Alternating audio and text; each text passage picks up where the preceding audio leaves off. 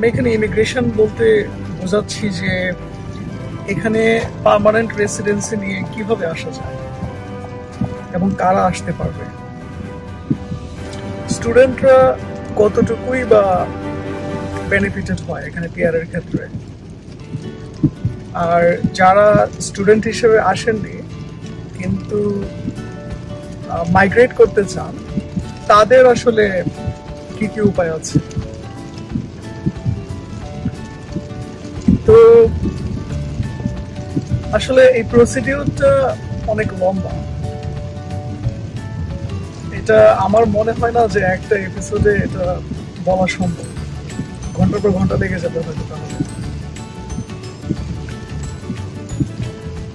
তো আমি যেটা আসলে করতে চাচ্ছি সেটা হচ্ছে একটা সিরিজ অফ এপিসোডস করব